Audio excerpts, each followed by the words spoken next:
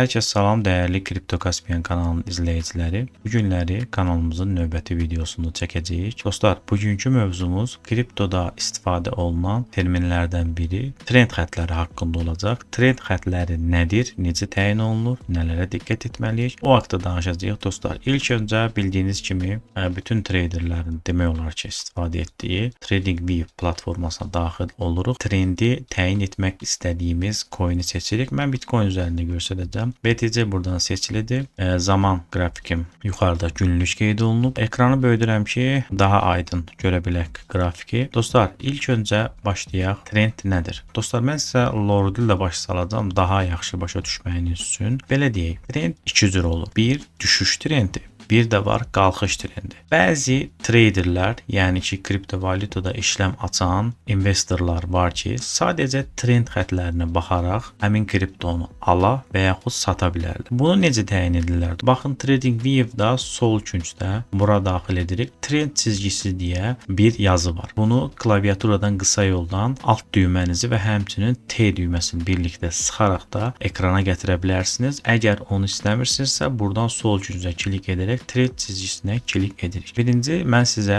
qalxış, yəni yüksəliş trendini baş salacağam. Dostlar, hal-hazırda Bitcoin günlük qrafikdədir. Qalxış üçün trend xətti çəkmək istəyiriksə, bunun üçün lap dibdə olan yerdən, baxın buradan. Bunu bir dəfə klik edirik, buraxmırıq. Baxın, yuxarıya 3 dəfə həmin yerə, həmin çəkdiyimiz xəttə təmas edəcək formada yuxarıya qaldırırıq. Baxın,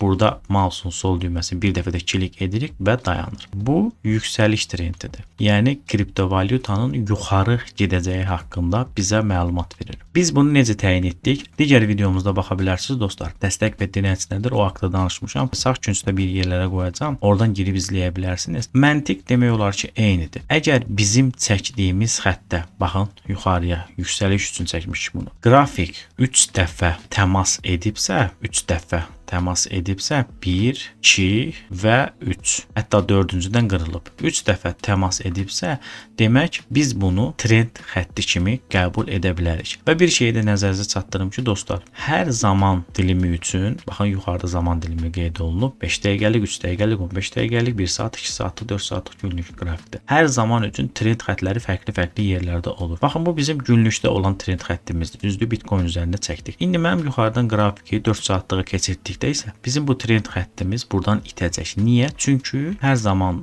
dilimi üçün fərqli-fərqli yerlərdə trend xətti olur. Yəni siz əgər hansı zaman dilimində işlem açırsınızsa, yəni kriptovalyutanı uzun müddətli alıb əlinizdə saxlamaq istəyirsiniz, yoxsa dostlar siz gün içində açılıb bağlanan işlemlər mi açırsınız? Ona görə bu trend xəttləri təyin edə bilərsiniz. Mən uzun vadə, yəni uzun vaxt aralığında işlemlər açdığım üçün 4 saatlıq və günlük qrafiklərdən istifadə edirəm. Siz 5 dəqiqəlik, 15 dəqiqəlikdə də, hətta 1 dəqiqəlikdə də düzdür. 1 dəqiqəlikdə trend xətti, dəstək dirənç bu kimi terminlər demək olar ki işləmir. Əsasən uzun zaman dilimində 4 saatlıq və yuxarısı günlük, aylıq, həftəlik bu zaman dilimində trend xəttləri çox yaxşı işləyir. Həmçinin də dəstək dirənç bölgələri. Baxın dostlar, əgər 3 dəfə bizim çəkdiyimiz xəttə toxunubsa, bunu biz artıq yüksəliş trendi kimi qəbul edə bilərik. Bura diqqət edin dostlar. Artıq 3-cü dəfə bura klik edəndən sonra biz grafikin yuxarı getməyini düşünərkən burada bu nöqtədə bizim trend xəttimiz artıq qırılır və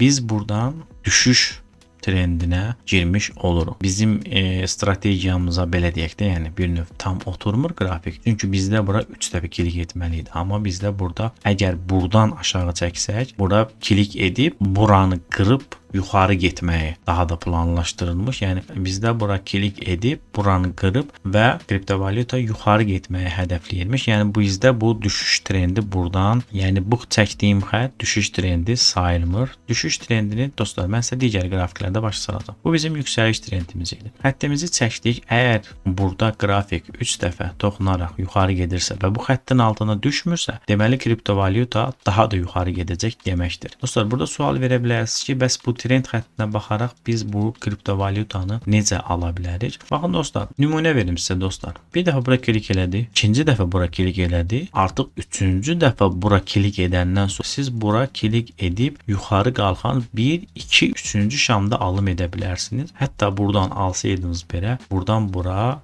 buradan bura qədər gedib də kriptovalyuta. Bir dəqiqə üzr istəyirəm. Artıq %4 xeyirdə olmuş olurdunuz. Bu yüksəliş trendi üçün idi. İndi mən sizə düşüş trendi necə olur və bu düşüş trendin biz futures bölməsindən istifadə edə bilərik. Dostlar, nəzərinizə çatdırım ki, kriptovalyutada təkcə qalxarkən yox, həmçinin də qiymət düşərkən də qazanc əldə edə bilərik. Amma təbii ki, hər videomda da vurğuladığım kimi futures bölməsi çox riskli bir bölmədir. Belə deyək, ən təhlükəsizi spot. Əgər əlinizdə $1000 varsa, hə, $100-ını və yaxud $150, maksimum $200 futures bölməsinə atıb, yəni təcrübə qazana bilərsiniz. Amma təbii ki, $200 itirsəniz, spot bölməmizdə olan digər qalan balansı ora transfer etməmək şərti ilə. Çünki futures ayırdığınız pulu bir növ olmamış kimi saysa daha yaxşı olar. Mövzudan kənara çıxmayaq dostlar. İndi isə düşüş trendi nədir? O haqqda danışacağam. Qrafiki biraz geniş götürək. Bitcoin-də qrafik ancaq yuxarı getdiyi üçün dostlar, qrafik ancaq yuxarı getdiyi üçün, yəni burada biz düşüş trendi o qədər də yaxşı çəkə bilməyəcək. Onun üçün digər kriptovalyutaların birinə daxil olaraq Ethereum-da da, Ethereum-da burada göstərə bilərik dostlar. 4 saatlıq qrafiki yuxarıda baxın. Bir dəqiqə bu xəttləri silin. Baxın burada 4 saatlıq qrafikdir. Ekranı böyüdürəm. Daxil oluruq yenə bu bölməyə trend çizgisi, trend xəttini çəkirik. Baxın burada isə ən yüksək gördüyü yerə bir dəfə klik edirik və mausu sadəcə heç bir knopkanı, heç bir düyməyə klik etmədən aşağı çəkirik.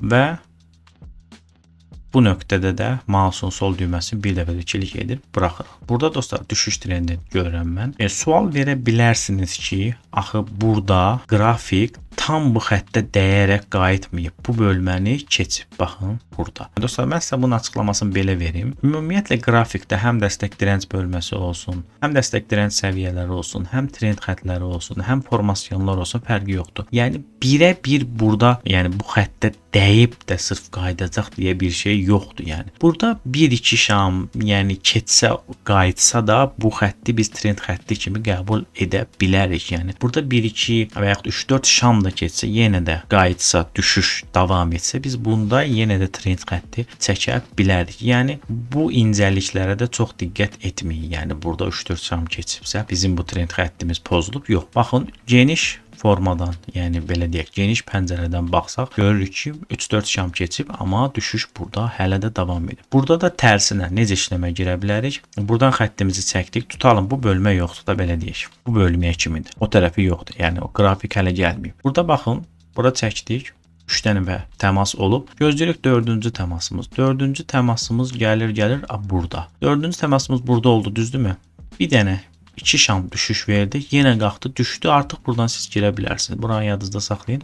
Buradan siz short atsanız futures bölməsində, bura qədər tutsanız, mən lap dibi göstərirəm. Təbii ki, buralarda da bağlaya bilərsiniz. %15, %16 həmiz xeyir. %15, %16, %15, %16 xeyir götürə bilərsiniz. Dostlar, təbii ki, burada yəni göstərdiyim qədər asan deyil bu işlər. Sadəcə trend xəttinə baxaraq kriptovalyutaya yatırım edilməz, alınıb satılmaz. Mənim bu xəttləri, trend xəttləri nədir videosunu sizə çəkməkdə məqsədim odur ki, kriptovalyutada istifadə olunan terminlər haqqında məlumat verim. Təbii ki, trend xəttlərinə baxaraq işləm açmaq düzgün deyil. Kriptovalyutanı almaq üçün nələrə diqqət etməliyik? Təbii ki, mənim izlədiyim yol hansıdır? Bu haqda videolarımız var. Sağ küncə qoyacağım yenə. Daxil olub oradan izləyə bilərsiniz. Mən kriptovalyutanı alarkən biri yox, bir neçə nüansa diqqət yatırım edirəm. Çünki dostlar, kriptovalyuta öz-özlüyündə riskli bir bölmədir. Yəni burada əsasən son zamanlar Donald Trump'ın yenidən prezident keçməsi ilə əlaqədar, yəni doğru düzgün biz yüksəliş görməmişik, ancaq düşüşə doğru gedir. Təbii ki, bu belə davam etməyəcək. Əvvəlki kimi yatırımcıları içəri çəkmək üçün yenidən yüksəlişlər olacaq və ziyanda olan dostlarımız da ziyandan çıxacaq. Mənim də müəyyən qədər bir ziyanım var. Təbii ki, mən onları ziyana satmayacağam. Çünki mən dostlar yatırımcıyam. Mən bu işi öz səviyyəmdə belə deyək, bilirəm. Aldığım yerləri də bilirəm. Nə qədər gözləmək lazımdır, onu da bilirəm. Yəni mən aldığım kriptoları xeyrə çıxmamış satmayacağam. Yəni nə olursa olsun satmayacağam. Mən yatırımcıyam. Yəni mən ora yatırdığım pulu belə deyək, bir növ gözdən çıxartmışam o pulu. Növbəti videolarımızda görüşənədək sağ olun, salamat qalın.